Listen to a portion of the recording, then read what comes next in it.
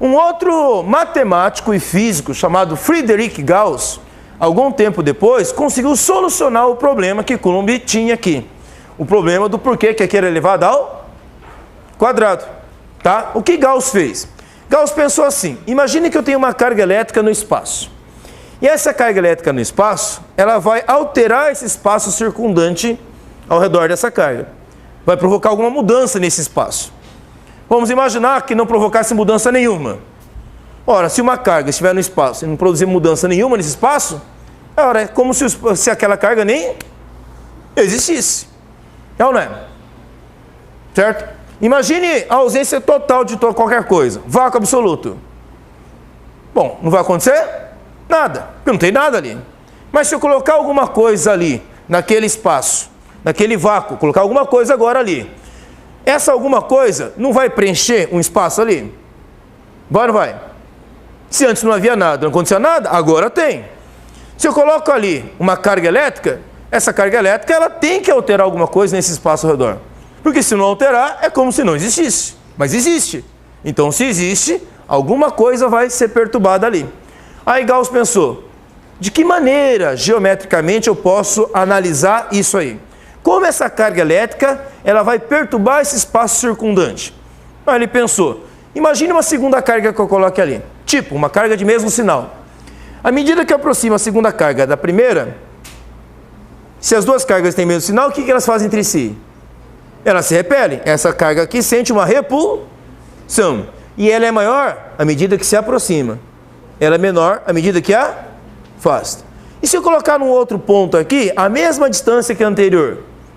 Bom, aí você pensa, se a distância é a mesma e as cargas são as mesmas, certo? E o espaço circundante aqui dessa carga é o mesmo, então a interação também deve ser a mesma, certo? Então ele fez uma distribuição, ok? De como o espaço estaria interagindo com aquela carga que eu coloquei ali perto da primeira. Aí ele percebeu que a distribuição dessa interação das cargas seria uma distribuição esférica ao redor daquela primeira carga. Então, é mais ou menos assim, ó. Imagine que eu tenho aqui uma carga sozinha e eu coloco ela aqui.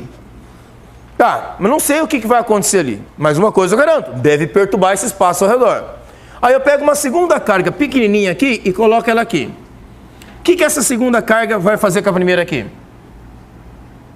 Se ela é de mesmo sinal, ela vai se repelir. Se for sinal oposto, o que ia acontecer? Ia atrair. Mas uma interação surge entre essas duas cargas, não surge? Certo? Então eu vou sentir uma força de repulsão para cá, ao mesmo é claro, essa carga também é repelida para cá.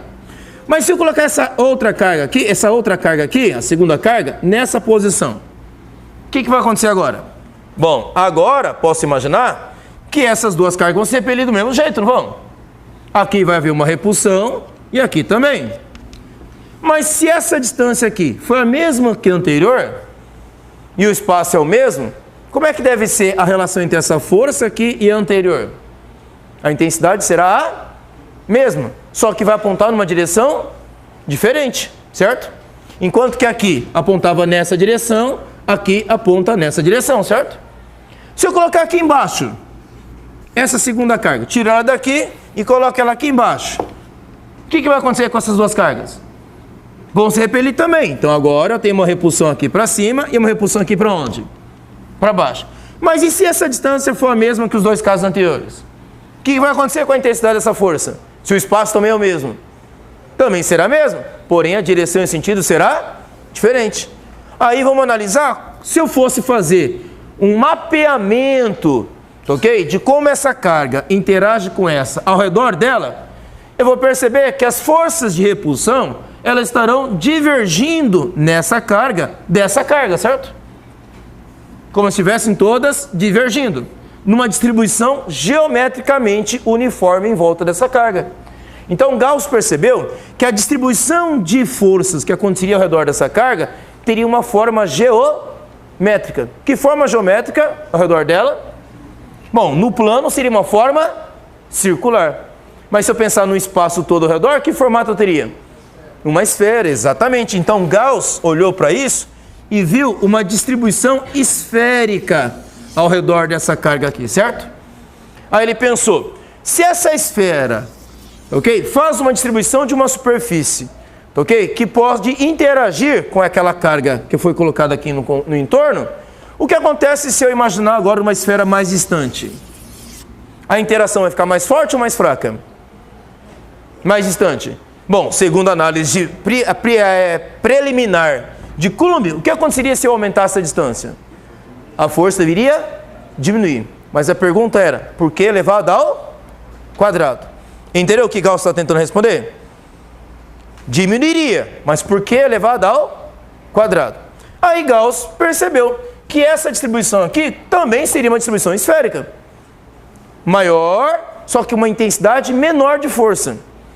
Mas uma esfera tem uma superfície. E como é que você calcula a área de uma superfície? Bom, você tem uma distância aqui, ó. Vou chamar essa distância de distância D1 e aqui eu vou chamar essa distância de distância D2. O que aconteceu com a distância D1 para a distância D2? Ela aumentou. Isso, no caso de uma esfera, chama-se raio, não chama? Chama ou não chama raio? Então, como é que eu posso pensar nisso? Pensa numa área de uma superfície esférica. Tá, como é que eu calculo a área de uma superfície esférica? É dado por 4π vezes r elevado ao quadrado. Nesse caso, o raio eu coloquei como sendo quem ali? A distância, não é? A primeira esfera vai ter uma área 1. A segunda esfera vai ter uma área 2. O que aconteceu com a área? Da área 1 para a área 2? Ela aumentou, mas também aumentou a distância, aumentou o seu raio. Se eu trocar o R por D, como é que vai ficar a área 1? Olha lá, a equação da área 1 vai ficar 4π vezes D1 elevado ao quadrado. Como é que vai ficar a área 2? 4π vezes quem? D2 ao quadrado. Então, Gauss percebeu que a distribuição de força que acontece ao redor dessa carga, na verdade, está diminuindo com o inverso da área. À medida que a área vai ficando cada vez maior dessa distribuição esférica, a força vai ficando cada vez menor. Então, Gauss percebeu que quanto maior fosse a área dessa superfície esférica, menor era a intensidade da força em questão. Então, a força, na verdade, ela seria inversamente proporcional à área. E a área depende do quê? Da distância ao quadrado. Ora, então se a força depende da área e da área depende da distância ao quadrado, então a força depende da distância ao quadrado. De que maneira? Inversamente proporcional. Então aí ele conseguiu justificar por que aparece aqui o D ao quadrado. Porque a distância ao quadrado aqui representa um elemento de área. Então a força, na verdade, ela está sendo inversamente proporcional à área aqui em questão da superfície esférica. Porém, aquele 4π que faz parte da área, ele é incorporado dentro desse valor do K aqui. Tá vendo? Esse valor do K aqui, ele representa parte da equação da área que contém aquele número 4π. Tá? A gente representa o valor de K, muitas vezes, pelo seguinte número aqui, ó. 1 sobre 4π ε0. Esse ε0 é chamado permeabilidade eletrostática do meio. Representa como o meio interage com isso. Ah, mas o K não representa isso mesmo? Exatamente. Então por que a gente não escreve o ε0 e coloca o K? Porque a gente incorpora esse 4π nesse número aqui para dar o valor de 9 vezes 10 elevado à nona. Entendeu? Então o 4π está dentro desse K aqui. Então quando Gauss faz a demonstração matemática dele, ele demonstra que Coulomb acertou sim, apesar de ter feito isso experimentalmente, havia sim uma justificativa matemática do porquê a equação funcionaria, dizendo que a força elétrica que essa carga interage com outras cargas é o inverso, tá ok? Da área da superfície esférica distribuída ao redor dessa carga. Como a área é 4π vezes d elevado ao quadrado e a força é inversamente proporcional à área, logo a força vai ser inversamente proporcional ao quadrado da distância, porque aqui seria o elemento de área, ok? Só que o 4π entra nesse valor aqui, já que 4π é um número, não é? É ou não é um número? O que dá um número vezes outro número? Outro número, certo? Então, não tem problema. Se eu incorporo tudo num número só, o 4π desaparece da equação e fica incorporado nesse número que aparece aqui. Entendido, pessoal? Então, a dedução feita por Gauss demonstrou que Coulomb estava correta. Bom, aí pensa comigo. Se eu tenho uma equação que tem uma explicação matemática agora, geometricamente demonstrável, certo? Eu tenho um laboratório que confirma que a equação está correta. Logo, eu tenho uma teoria agora. Eu não tenho mais uma hipótese que funcionou, certo? Nós temos uma teoria. E aí, a lei de Coulomb passa a explicar a força elétrica entre duas cargas. Só que, apesar da semelhança entre a força elétrica e a força da gravidade, apesar da semelhança, não são a mesma coisa. Repare já uma diferença significativa entre as duas coisas. Aqui eu tenho carga, não é? Ali eu tenho massa. E a massa não tem massa positiva e massa negativa. Carga eu posso ter tanto carga positiva quanto carga negativa. E se essas duas cargas forem sinais iguais, essa força é de repulsão. Seja positiva e positiva ou negativa e negativa. Ali, a força da gravidade, ela não é de repulsão, ela é só de atração.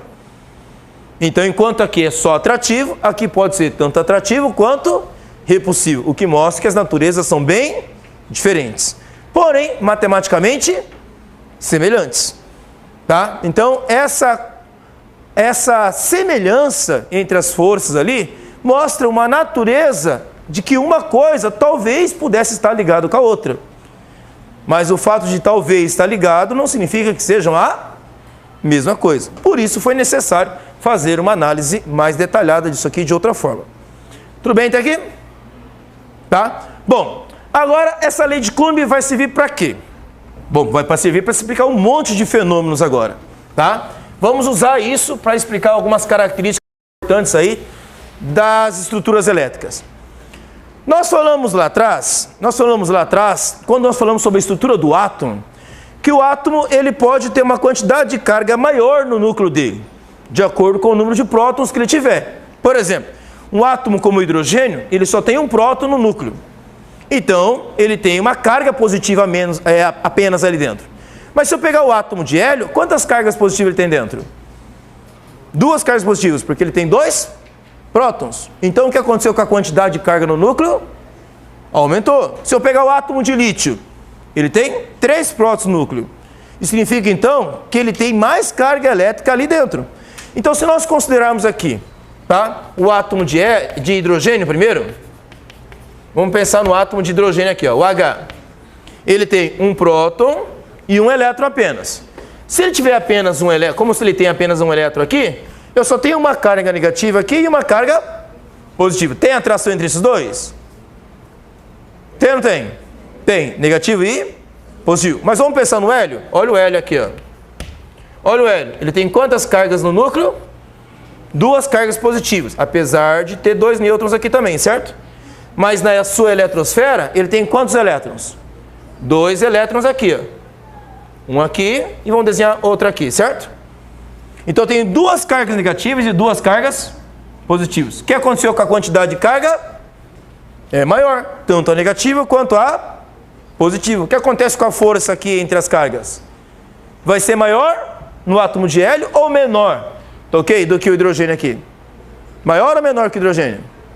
Como as cargas são maiores, a força é maior. Resultado, o que vai acontecer? Olha o que vai acontecer aqui, ó.